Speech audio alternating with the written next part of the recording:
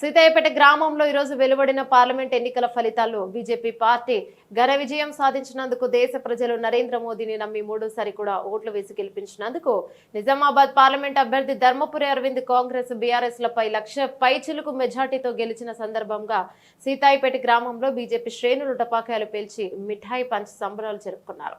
ఈ సందర్భంగా దర్పల్లి మండల బాల నరసయ్య మాట్లాడుతూ ఈ విజయం ప్రజల విజయమని ఓట్లు వేసి అధిక మెజార్టీతో గెలిపించినందుకు మండల ప్రజలకు పేరు పేరున ధన్యవాదాలు తెలియజేశారు. కార్యక్రమంలో సీతాయపేట గ్రామ బీజేపీ అధ్యక్షుడు బాల నరసయ్య, ఉపాధ్యక్షుడు సుధాకర్, కార్యదర్శి జి నవీన్, పార్టీ కార్యకర్తలు, యువకులు పెద్ద సంఖ్యలో పాల్గొన్నారు.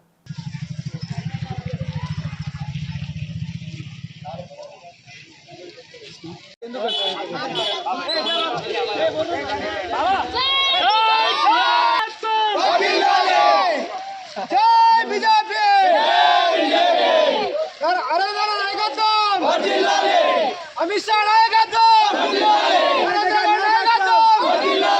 नड्डा नायकत्व जय बीजेपी भारत माता की जय श्री राम। ఎన్నికల లోపల ప్రతి ఒక్కరు కూడా భాగస్వాములు, మెయిన్లీ కార్యకర్తలు మీ యొక్క అమూల్యమైన ఓటు ద్వారా రేపటి రోజున నరేంద్ర మోడీ గారి ప్రభుత్వం నిలబడబోతుంది. దానికి సహకరించిన ప్రతి ఒక్కరికి, కార్యకర్త దగ్గర నుంచి పడితే ఎంపీ వరకు ప్రతి ఒక్కరికి కూడా కృతజ్ఞతలు తెలుపుకుంటున్నాము. జై శ్రీరామ్, భారత్ మాతాకి జై, మాతాకి జై, జై శ్రీరామ్.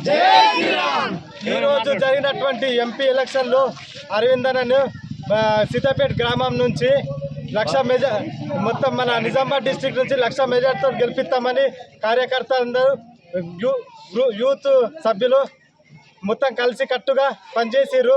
1,00,000 మెజార్టీ సాధిస్తామని చెప్పినాం, సాధించినాం. జై